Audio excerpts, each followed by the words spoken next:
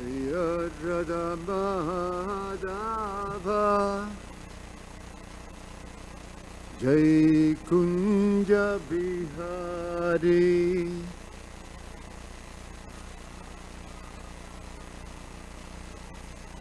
Jai Kunja Bihari Jai Radha Madhava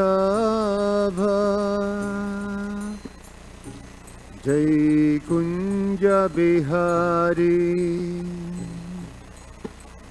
Jai Radha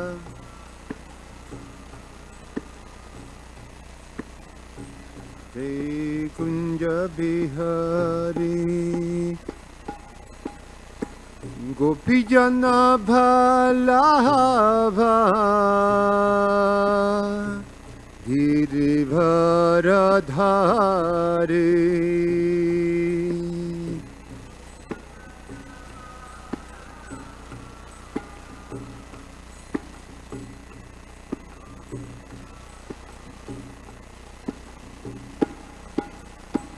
Gopijana Bhalava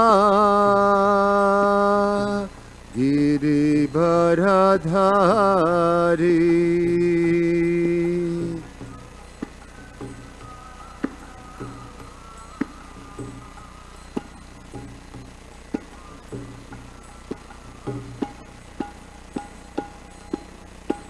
Jashodanandana Braja Janaranjana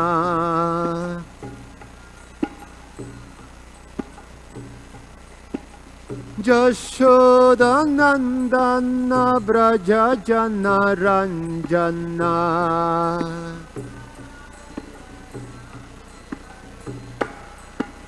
Jamunati Ravanachari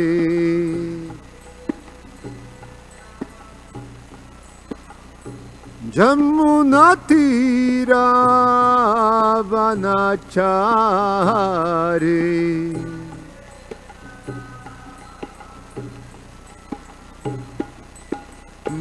Jaya Radha Madhava Jai Kunja Bihari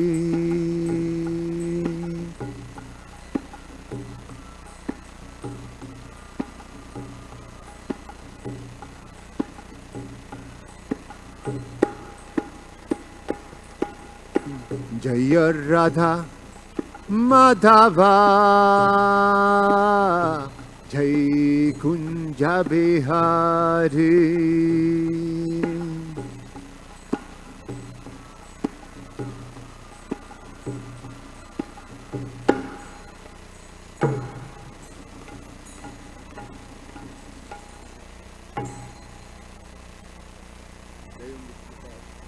Paramahansa Parivraj Acharya Ashtotara Shatashi Srimad is divine grace 18 Bhaktivedanta Swami Srila Prabhupada Ki Jayam Vishnupad Paramahansa Parivraj Acharya Ashtotara Shatashi Srimad is divine grace Bhaktisiddhanta Saraswati Goswami Maharaj Srila Prabhupada Ki Nanta Koti Vaishnava Vrinda Ki ISKCON founder Acharya Srila Prabhupada Ki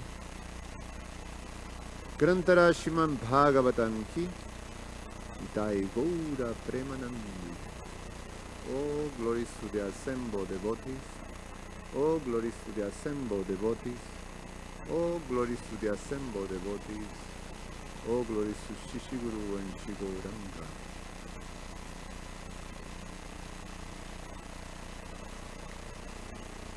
Om Namo Bhagavate Vasudevaya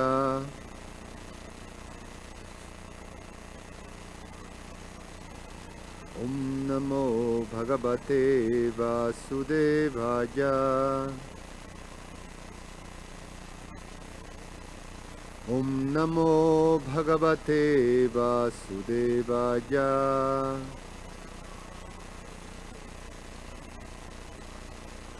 Reading from Srimad Bhagavatam, Canto 10, the Summon Volume, Chapter 13, The stealing of the boys and the calf by Brahma, text number 60.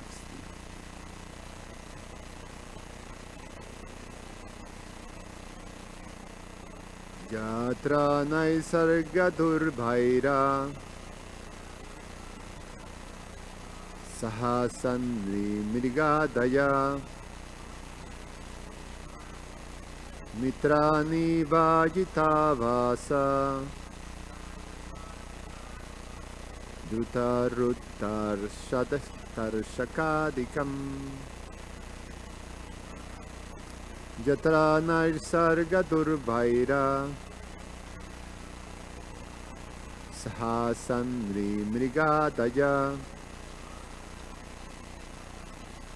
mitrani vajitavasa yuttaruturshakadikam yatra naisarga durvaira sahasandri mrigadaya mitrani vajitavasa drutaruttarshakadikam.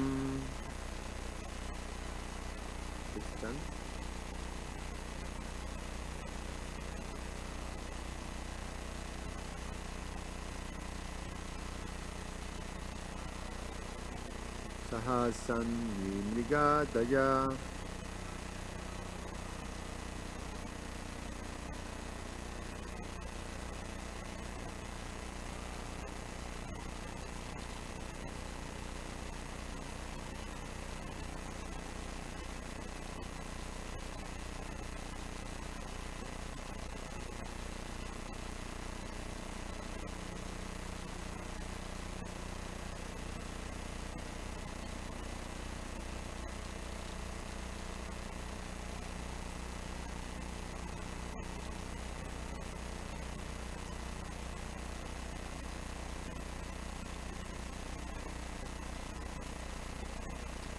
Yatra, where?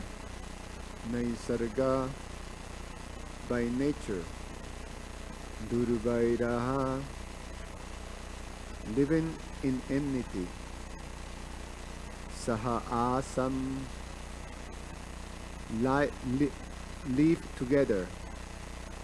Nri, human beings. Mriga adajaha, and animals. Mitrani, friends. Iva, like. Ajita, of Lord Sri Krishna. Avasa, residence. Druta, gone away.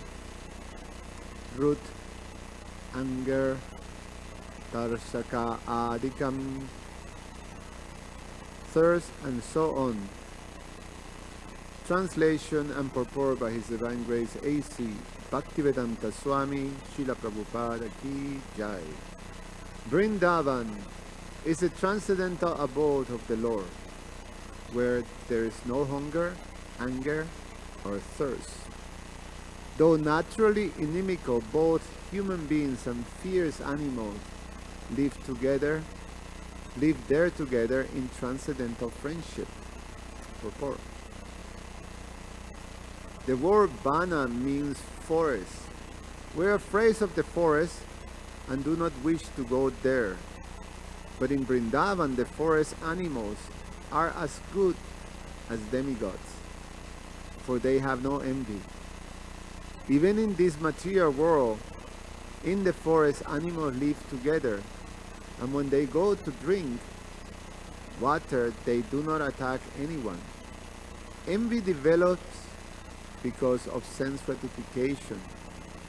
But in Vrindavan, there is no sense gratification, for the only aim is Krishna's satisfaction. Even in this material world, the animals in Vrindavan are not envious of the sadhus who live there. The sadhus keep cows and supply milk to the tigers, saying, quote, "Come here and take a little milk," end of quote. Those envy and malice are unknown in Vrindavan. That is the difference between Vrindavan and the ordinary world. We are horrified to hear the name of Vana, the forest, but in Vrindavan there is not such horror. Everyone there is happy by pleasing Krishna. Krishna kirtana gana nartana paro. Whether a Goswami or a tiger or other ferocious animals, everyone's business is the same, to please Krishna. Even the tigers are also devotees. This is a specific qualification of Vrindavan. In Vrindavan, everyone is happy. The calf is happy, the cat is happy, the dog is happy, the man is happy. Everyone wants to serve Krishna in a different capacity, and thus there is no envy. One may sometimes think that the monkeys of Vrindavan are envious because they cause mischief and steal food. But in Vrindavan we find that the monkeys are allowed to take butter, which Krishna himself distributes. Krishna personally demonstrates that everyone has the right to live. This is Vrindavan life. Why should I live and you die? No, that is material life. The inhabitants of Vrindavan think, quote, "Whatever is given by Krishna, let us divide it as prasad and eat," end of quote. This mentality cannot appear all of a sudden, but it will gradually develop with Krishna consciousness. By sadhana, one can come to this platform. In the material world, one may collect funds all over the world in order to distribute food freely. Yet, those to whom the food is given may not even feel appreciated. The value of Krishna consciousness, however, will gradually be very much appreciated. For instance, in an article about the temple of the Hare Krishna movement in Durban, South Africa, the Durban Post reported, quote, "All the devotees here are very active in the service of Lord Krishna, and the results are obvious to see: happiness, good health, peace of mind, and the development of all good qualities. This is the nature of Vrindavan. Harav abhaktasya kutumahat guna." Without Krishna consciousness, happiness is impossible. One may struggle, but one cannot have happiness. We are therefore trying to give human society the opportunity for a life of happiness, good health, peace of mind, and good qualities through God consciousness. Om Jnana Timirandasya Jnanam Jnana Shalakaya Chakshur Ummilitam Yena Tasmai Sri Gurube Namaha. Nama Om Vishnu Padaya Krishna Prasthaya Nama Om Vishnu Padaya Krishna Prasthaya Bhutale Shrimate Bhaktivedanta Swami Iti Namine. Namaste Saraswate Deve Gauravani Pracharine Nirveshesha Shunyavadi Pashakyadi Sakarine Panchakalpa Tarubhyascha Kripa Sindhu Vyayacha Patitanam Pavanebhyo Vaishnavebhyo Namo Namaha.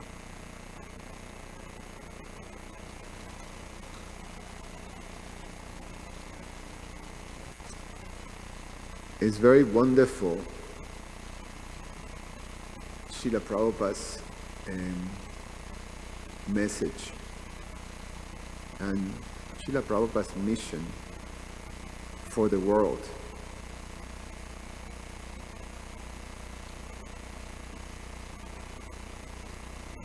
We've been aware that this is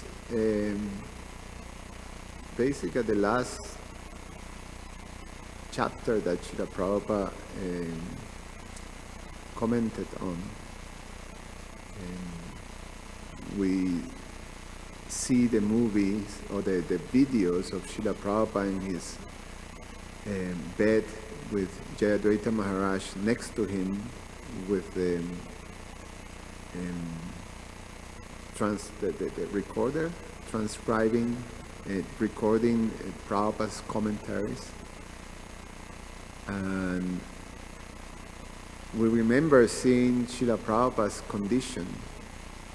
He was basically whispering very, very softly these beautiful purports. And we know from the descriptions of the devotees at that time of Prabhupada's disappearing pastime, how much shut down the body was. One can imagine, the suffering of the body. But Prabhupada was fully transcendental and giving these very amazing, beautiful purpose and messages. So the mission of Srila Prabhupada, we're trying to give human society the opportunity to live, for a life of happiness, good health, peace of mind, and all good qualities to God, through God consciousness.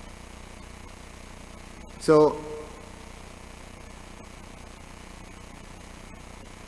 basically, how he mentioned this message have to be appreciated is because that's what everybody is looking for. The whole world is looking for that, is searching for these goals: to be happy,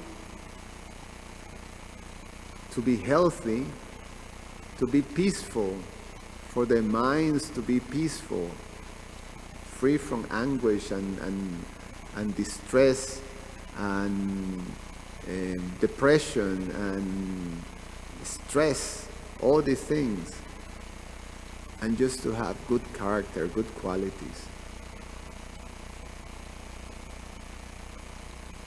It's the search for this ideal society. It's at the base of all different type of isms. It's trying to fulfill or give this promise.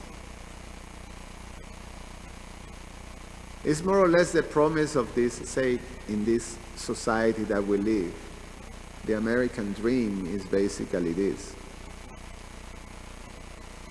It's in the Constitution that every living entity, or how you say the Constitution, yes, every living entity has the right for the pursuit of happiness, and to be able to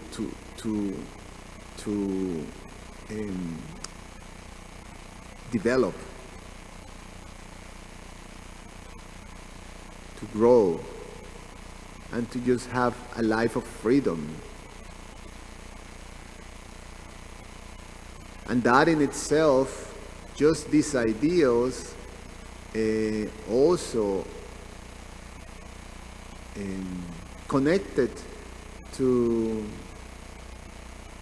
the personality of Godhead, because it's also there. In God we trust. This is something that God has given us. So the principles are there. The principles of all societies is trying to give us this position, the position of happiness, health, peace, and good qualities.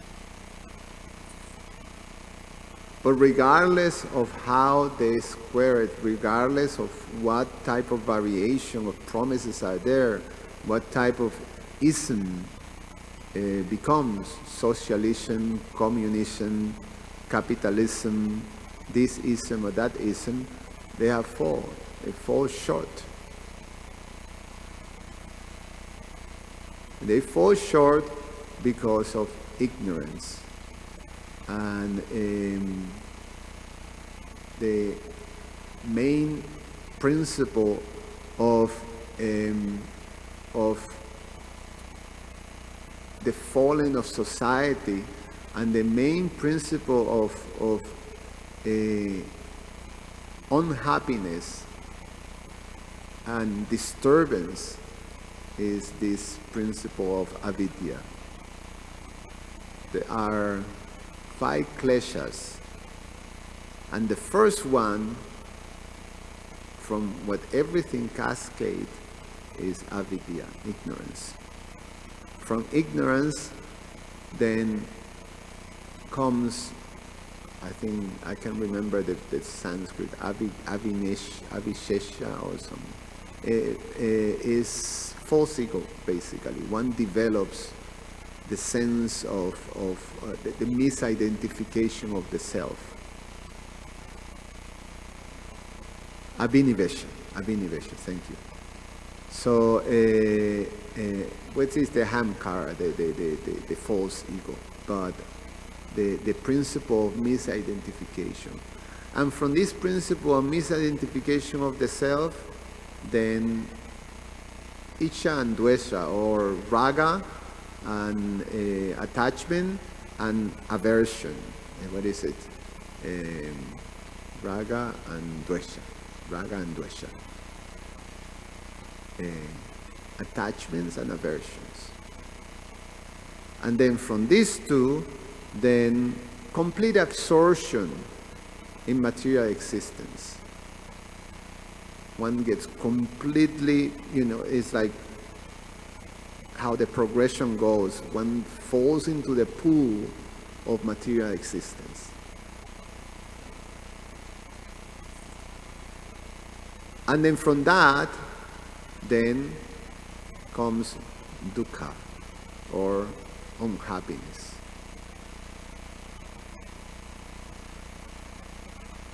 So, the original principle is this ignorance. So then how Srila Prabhupada, what is Prabhupada bring to us? Prabhupada gives us the principle of vidya. Vidya means transcendental knowledge.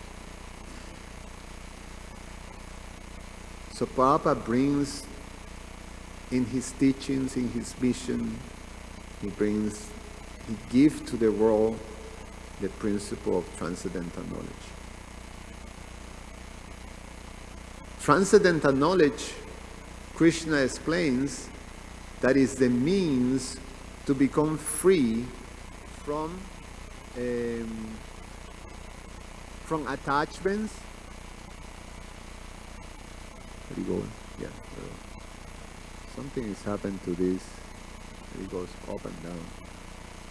So transcendental knowledge becomes the means to become free from attachments, from fear, and from anger.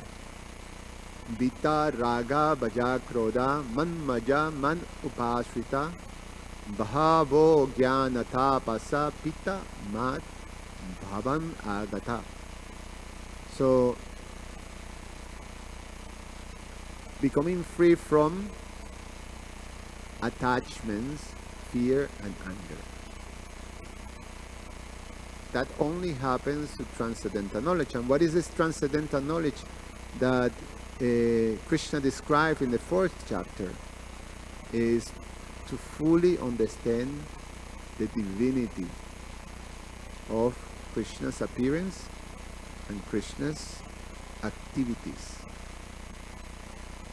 And what is it? Yamma karma chame divyan eva jo veti tattvataha. To understand Krishna in full, in truth, fully. And in that platform, then you become free from Vita, Raga, Bhaja, and Krodha.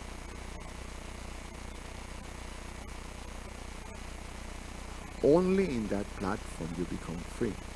Krishna says, being free from attachment, fear, and anger, being fully absorbed in me, and taking refuge in me, many persons in the past became purified by knowledge of me. This jnana tapasa. And thus, they all obtain transcendental love for me. So, this perfect understanding of Krishna puts us in this position, and this position is described here as the Vrindavan consciousness. So in Vrindavan consciousness there is perfect harmony, and immediately the picture that comes to mind when Srila Prabhupada is describing of the ferocious tiger and the sadhus is Srila Rupa Goswami and the tiger, right? Remember that Srila Rupa Goswami is chanting his rounds so absorbed that a tiger just comes and then is drinking next to him water in a pond or in a river, and then Krishna is standing by Srila Rupa Goswami, just making sure that everything is okay and protected. And Srila Sanatana Goswami is watching for a distance and look at the picture and say, "What is this?" So he comes and chastises Srila Rupa Goswami. "Look, you've been so careless about what you're doing that you put yourself in these situations of danger that a tiger, you notice that a tiger is next to you, so you oblige Krishna to come and protect you. So now you're putting Krishna at your service. So please be more conscious when you do your sadhana, when you do your practices."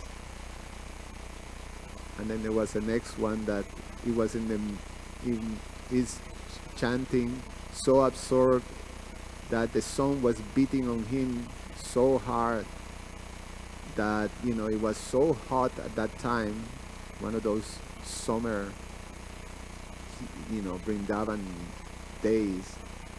And then Srila Sanatana Goswami sees that Rupa Goswami was chanting exposed to the sun, but then Srimati Radharani was standing and covered him with her veil, so protecting him from the sun, and she was sweating a little bit.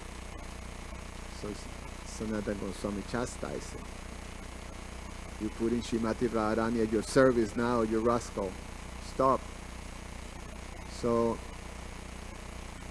the Vrindavan atmosphere, the Vrindavan consciousness, to be able to enter in that space that is completely free from enviousness, completely free from all these principles of attachment, fear, and anger, and being in complete harmony, because there's only one center and there's only one purpose, that is satisfying and giving pleasure to Krishna. So we see in this pastime that Lord Brahma is going. Lord Brahma is the highest personality in this world. In terms of perfection, he's God conscious. His God conscious is perfect.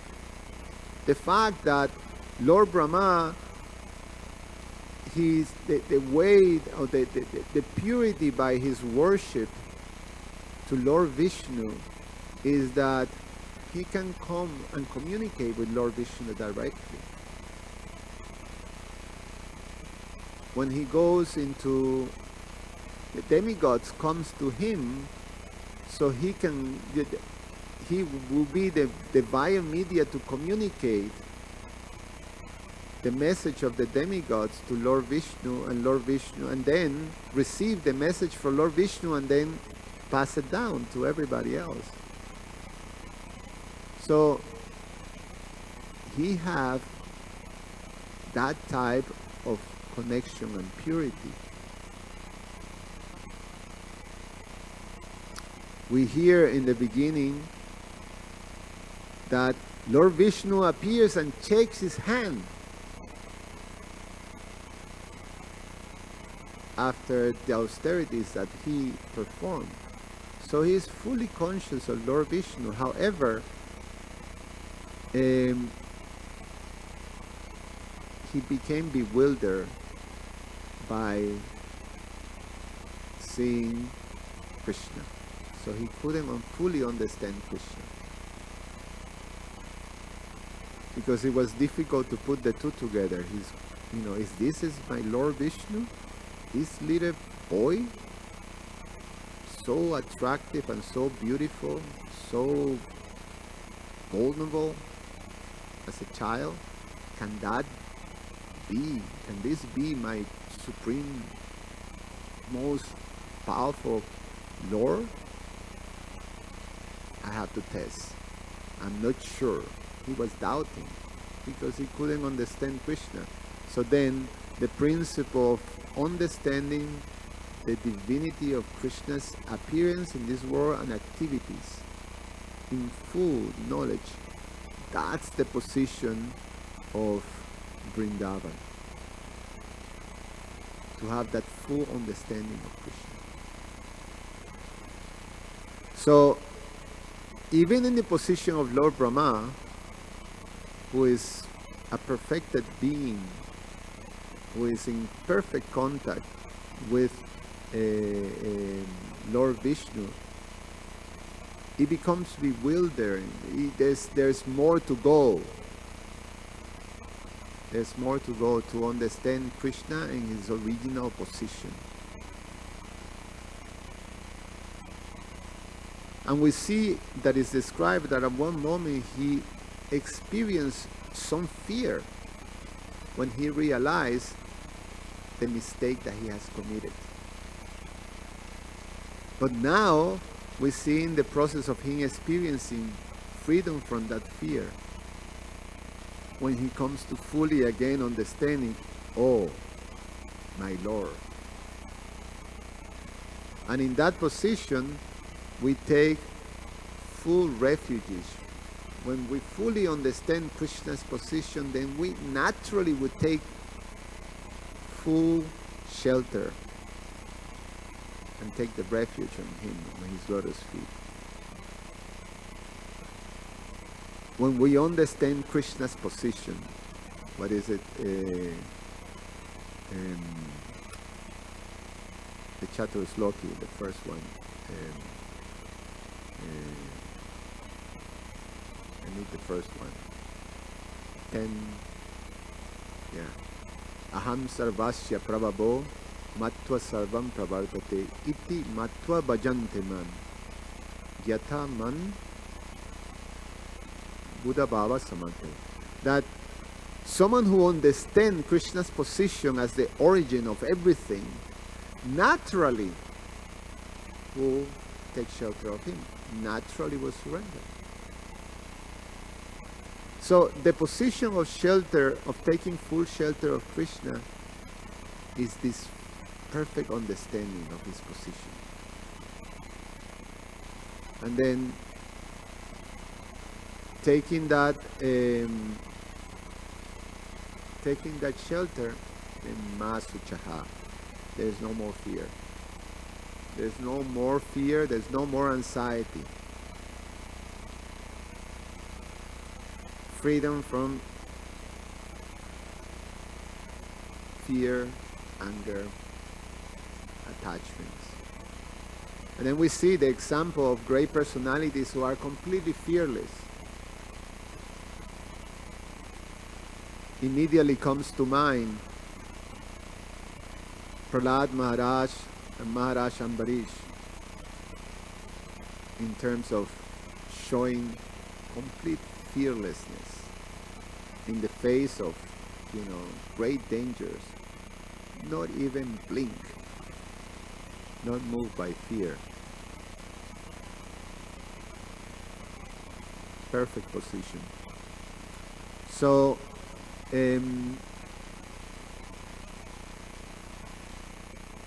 it's important that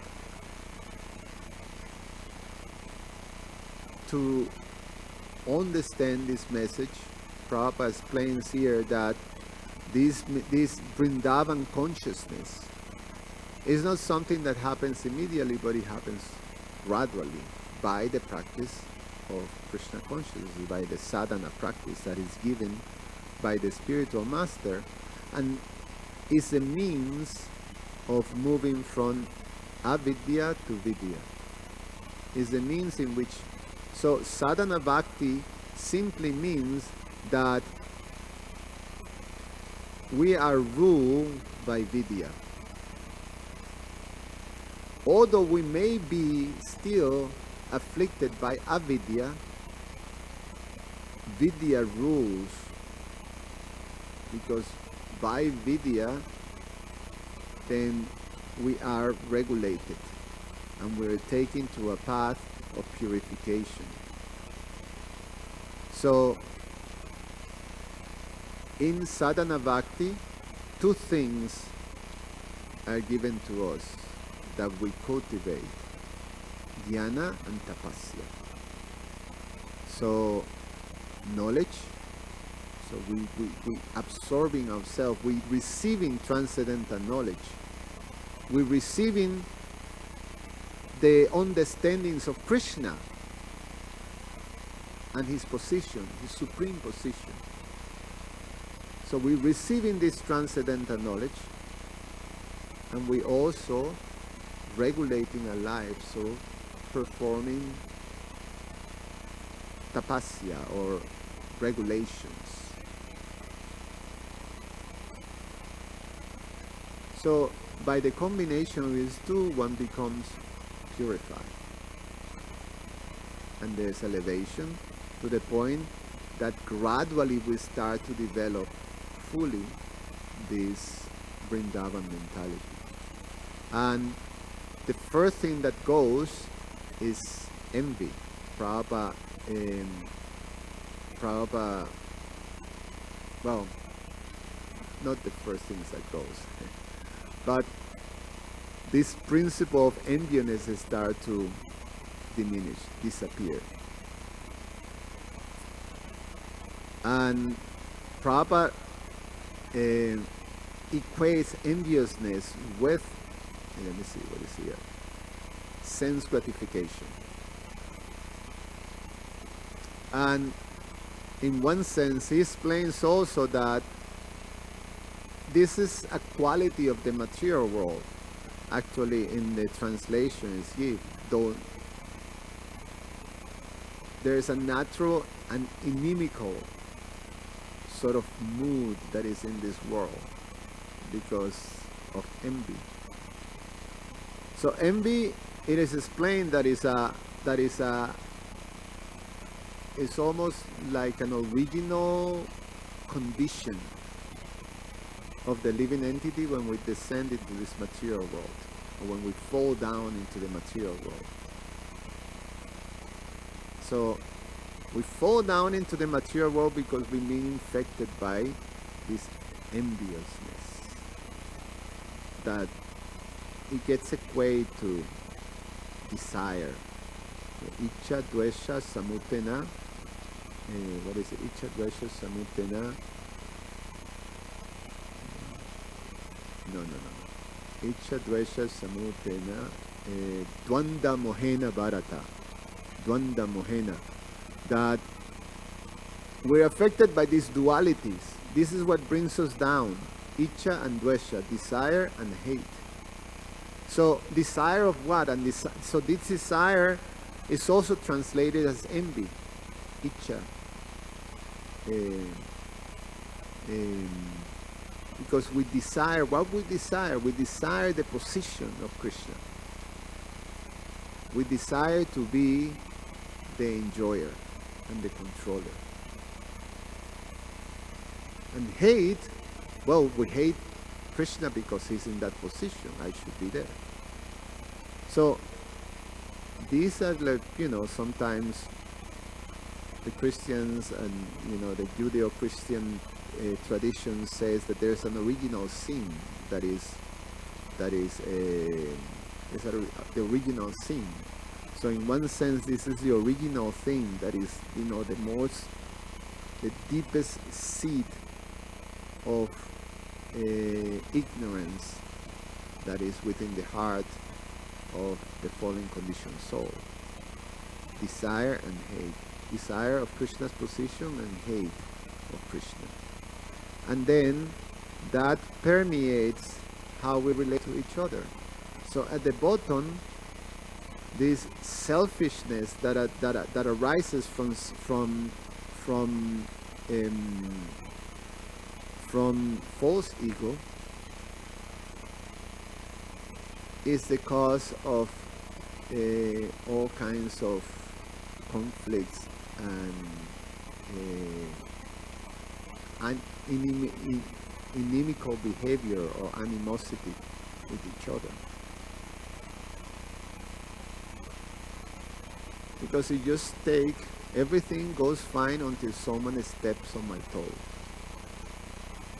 And then, then it becomes, more or less a struggle for one's to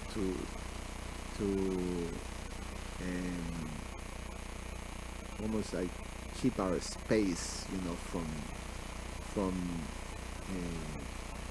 from others. Because naturally it will be there when you have so many centers.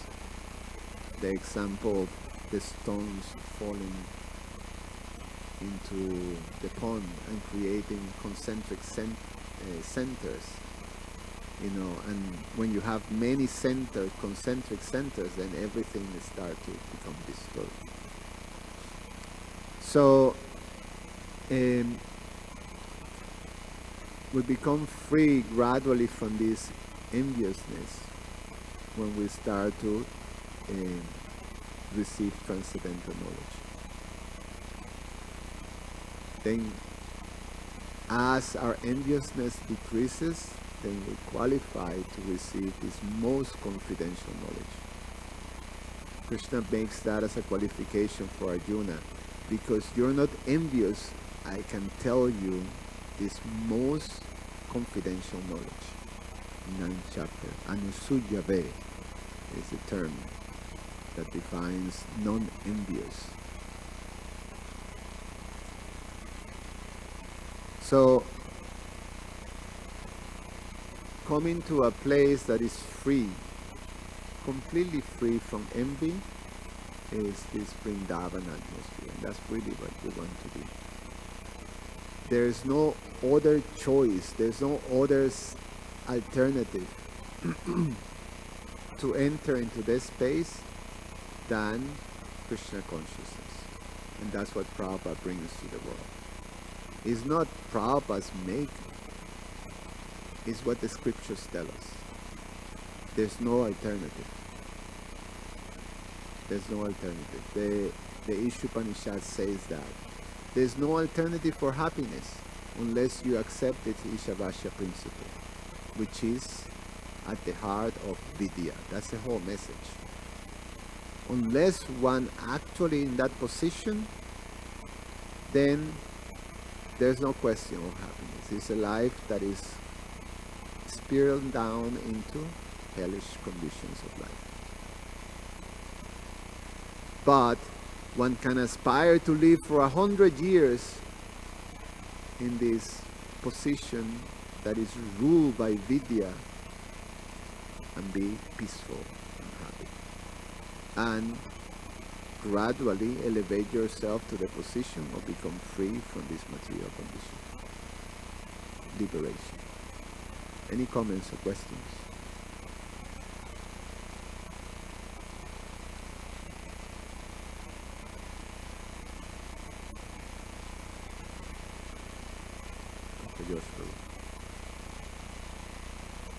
Thank you for the nice technical breakdown of this understanding of envy and how we have to get out of it. It was quite nice. I was wondering, because everything that was listed is very important for coming to the goal of spiritual life, but then a thought occurred to me is that this becoming free from envy and free from duality and kind of the motivation therein is required to go to Vraj, But it's also required to go to Vaikuntha. It's a general principle. So I was wondering if you could elucidate on what is the difference between this Vraj atmosphere and, say, the atmosphere of Vaikuntha or Ayodhya or one of the other spiritual destinations that we could have, and why is it particularly special? Yeah, it's a level of intimacy and also of pleasure for Krishna, which is the ultimate goal. So, in the Goloka Vrindavan is the realm or the place of residence of Swayam Bhagavan Krishna. So it's the place of most intimacy. It's his intimate quarters. So obviously it's a place in which the Supreme Personality of Godhead receives the greatest pleasure. So for a devotee, that's the greatest aspiration, how to give pleasure to Krishna. So we see that even in Dwarka, that is much higher than Vaikuntha, higher than that Ayodhya. The residents of Dwarka are anxious because they see Krishna is hankering for Vrindavan. So they understand that Vrindavan gives Krishna's pleasure. So they make all kinds of arrangements for giving Krishna this Vrindavan atmosphere. So they create a little Vrindavan within Dwarka, in which Krishna can feel some, ease of his hankering from that Vrindavan space, his intimate space. So the devotees that are in different levels of relationships in the spiritual world with Krishna in terms of intimacy, they appreciate Vrindavan and they aspire for Vrindavan. Lakshmi Devi, the whole conversation of Sri Chaitanya Mahaprabhu and Venkatavata about Lakshmi Devi hankering to enter into the Rasa Lila dance and could not enter because she was appreciating, she was looking for that. She was attracted so much to that very sweet, that madhurya, that sweetness, that that you don't fully taste in a much more in the worship of with awe and reverence. So she wanted to enter that, but because in one sense her whole being is to serve the Lord in awe and reverence, it was not possible. But they do appreciate that and they hanker for that position. And she went and did tapasya to be able to enter that, and still she could not enter. So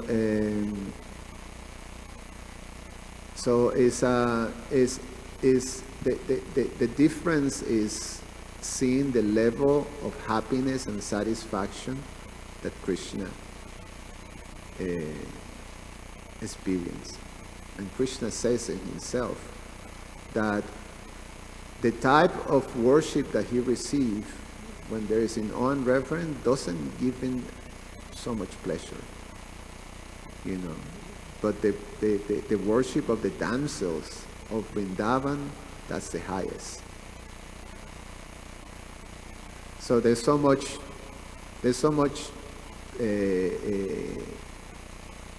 examples that our acharyas give us, the gopis and the headache of Krishna and the whole thing, like that. So even this pastime of Lord Brahma, he was accustomed to the awe and reverence, so therefore he could not understand that. Seeing Lord Vishnu, boys, biting at a sweet and then giving it to Krishna. I mean, for Lord Brahma, imagining that happening to Lord Vishnu, it was like impossible. I mean, how can you even live? How can you even think about that? It's not possible. So then, when you come to understand Krishna, you come to understand how sweet that is, and what type of love, I mean, these devotees in Vrindavan has for Krishna, that they just don't see anything but it's just Krishna. So they can appreciate that. We all can appreciate that. And the most mind-boggling thing is that by the mercy of Lord Chaitanya, that's what we're supposed to head to. How? You can understand. Is that Mahavadanyaya, Krishna Prema Pradayate. He's giving us Vrindavan consciousness. He's giving us, and this is what Srila Prabhupada is delivering to the world. He's delivering the opportunity to enter into Vrindavan. So it's quite something.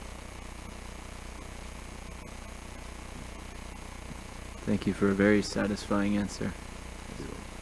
Thank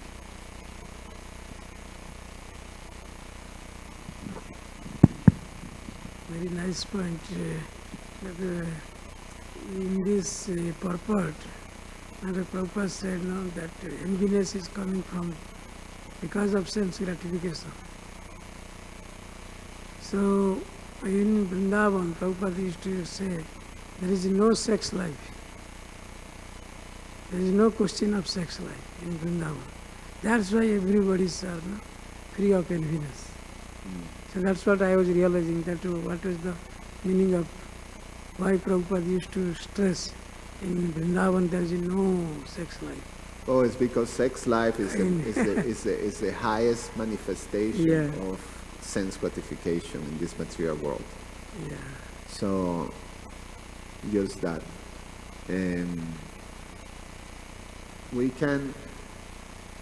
There was another explanation I remember reading from the verse Bhoga Aishwarya Prasaktanam, Bhoga Aishwarya Prasaktanam. When one is attached to sense gratification, Bhoga, and also to be a controller, to be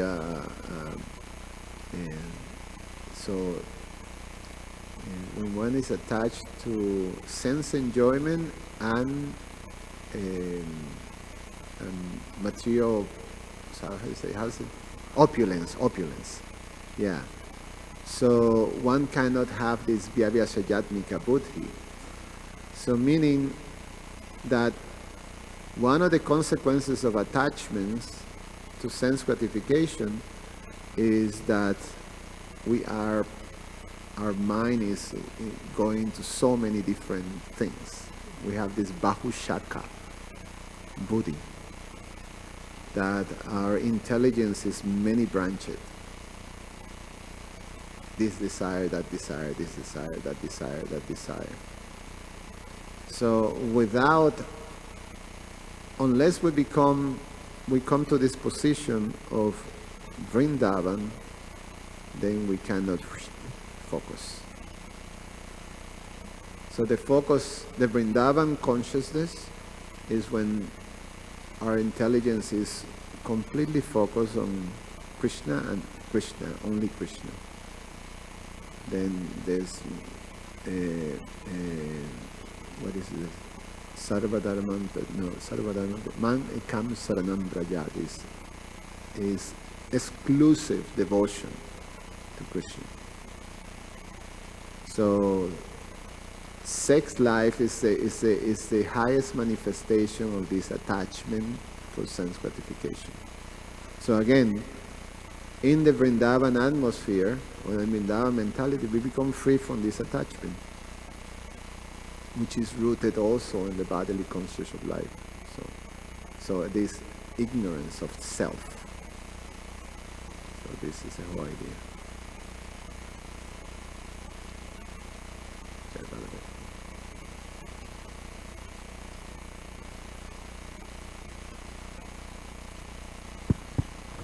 Krishna, Babu. Hare Krishna. Thank you for your class. This verse purport reminded me of some of my favorite points. Maybe you could expand on them. It mentions, Prabhupada mentions in the forest, animals are very ferocious towards each other. And he says similarly, when humans are envious, they're also ferocious like animals. And one thing that came to mind is when Lord Chaitanya went to the Jarikhanda forest and he taught the animals how to be tamed by giving them the Hare Krishna Maha Mantra. And so we see that a circus trainer never goes into the forest and tells wild animals, I'm going to teach you how to be a wild animals. Circus trainers teach wild animals how to be tamed animals. So we see in this material world, nobody has to be taught to gossip through pride, in this particular case, envy or vengeance. We have to be taught to glorify through humility, appreciation, and forgiveness. And so we see that Lord Chaitanya, he came to this world to teach us how to be more humble than a blade of grass, more tolerant than a tree, and ready to offer all respect to others without expecting respect in return. He never came to teach us how to be more prouder than a politician, more intolerant than a child, and ready to offer all disrespect to others while always expecting respect in return. We're already good at that. I'm glad you found that was funny. Thank you. So my last point I would like to maybe you could expand on is that we see that this humility is one of the, there's many reasons that prevent us from honoring others. In this verse, it mentions envy. It's very difficult to honor others we're envious of, or if somebody disagrees with us, or if somebody mistreats us. It's very difficult to honor somebody who mistreats us as a part and parcel of God or just in forgiveness. This is one of the greatest austerities or difficulties. And you were mentioning Prahlad and Ambarish, so we see that they have antagonists, Hiranyakashipu and Dasa. And the reason I like you mentioned these pastimes, because we see throughout the scriptures, there's basically essentially two kinds of personalities. Those who perform the difficulty of honoring others, and those who perform difficulties to be honored by others. Prahlad and Ambarish perform the difficulty of honoring others. They honored somebody who tried to kill them. Generally speaking, we can't even honor somebody who disagrees with us. What if they criticize us? And we see that Durvasa Muni and Hiranyakashipu, they perform the most difficult austerities. Hiranyakashipu was buried in the ground, eaten by ants on his tippy toes for thousands of years. They both gave up celibacy, sex life. And they perform all these difficulties, powerful and strong when they perform austerities. So, to win a competition. This is precisely what Hiranyakashipu and so we see that although Hiranyakashipu and Durvasa Muni, although they were very powerful on the outside, but because they weren't powerful on the inside, it led to their degradation.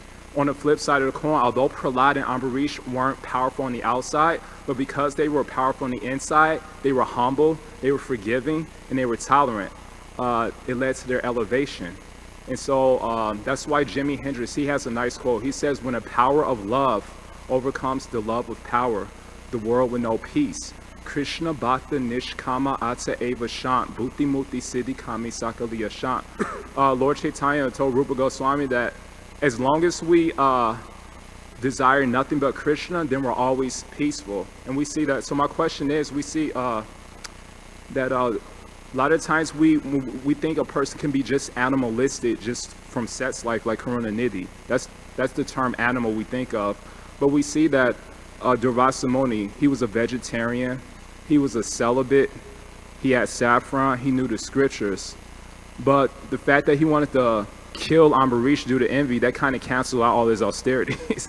So my question is, how can we prevent ourselves from performing these ego-producing austerities, including chanting the Hare Krishna mantra? We're like Hiranyakashipu. He says, I would rather stand on my tippy toes for thousands of years, give up money and sex, have my skin eaten by ants, than to honor my son, Prahlad, who merely disagrees with me. And so sometimes we, as devotees, or I can speak for myself in my life, I would rather chant a million rounds like Haridasa Kaur than honor somebody I'm envious of, or honor somebody who disagrees with me, or somebody who criticized me. And that's why that verse says, from the Adi Leela, chapter 8, verse 16, it says, Bahu, what is that?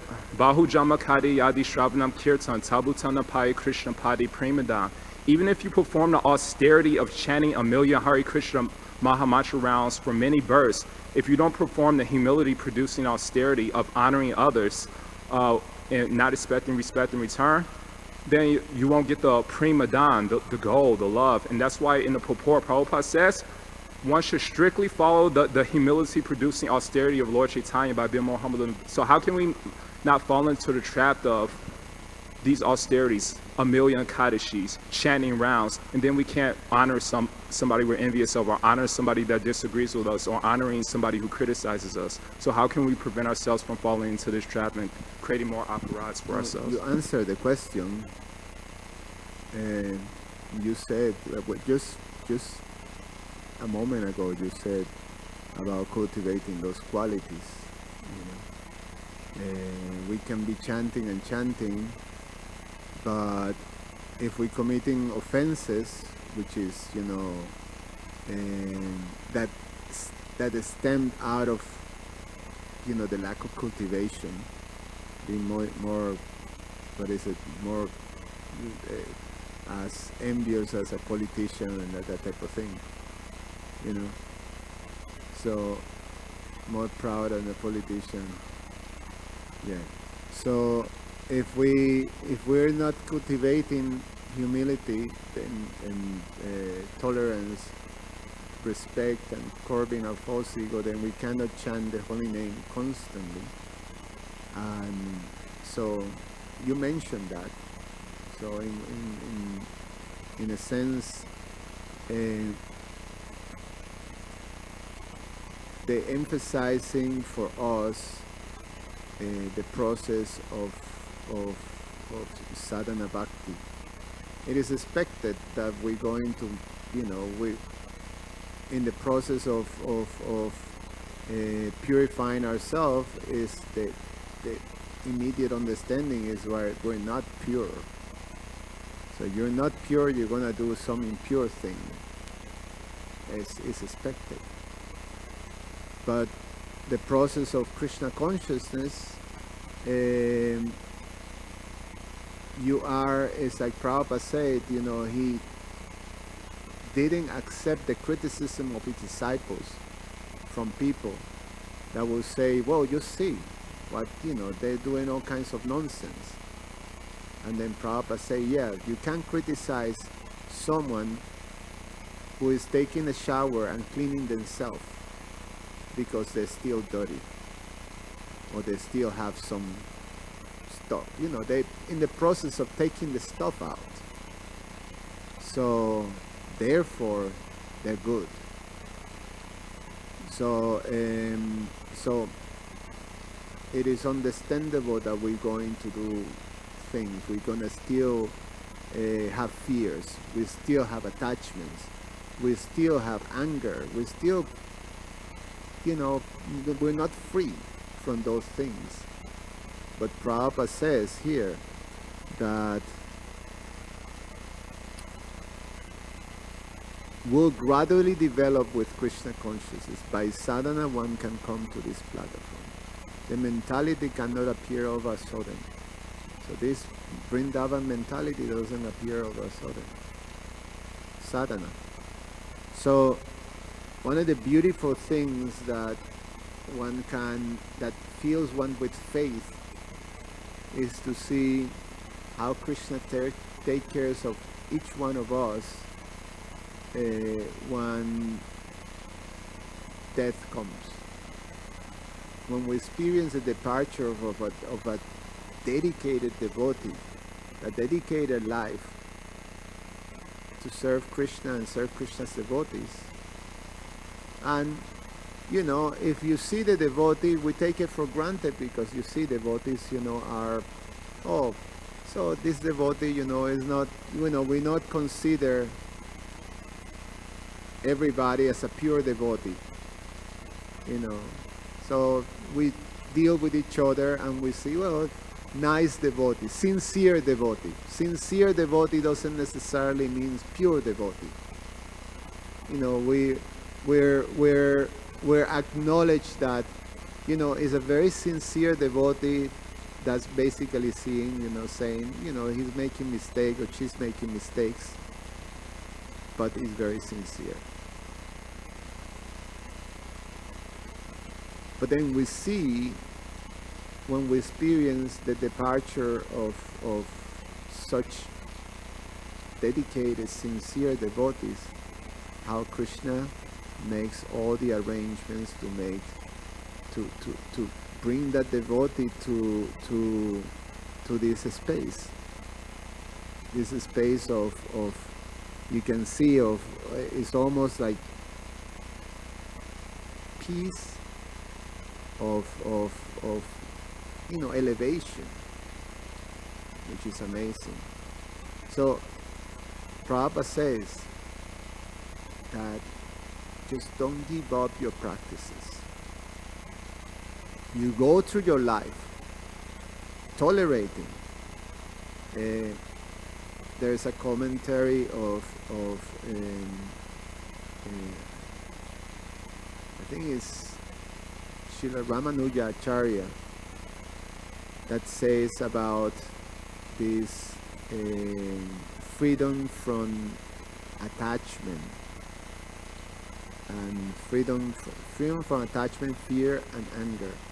So it's plain that this freedom from attachment is to tolerate, I think no, it's Vishwanath Chakravarti Thakur, to tolerate ideas that are all these different ideas and concepts that are away from the focus on Krishna, from understanding this knowledge of Krishna's activities, the divinity of Krishna's activities and appearance, the purpose. So basically, we tolerate all this stuff that is harassing us, and we just like, it doesn't matter. We fall down, we stand up, pick up our rounds, and then start to chant. You know, you get exposed, something gets exposed, you get humiliated by the exposure of, you know, your nonsense, you know, that Krishna shows, and then you dust yourself and go on and do your service. You don't stop.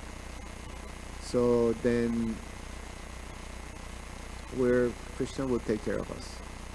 So that's we just have to keep going, and that's the message. Like that. Garantara Srimad Bhagavatam ki jai. Thank you.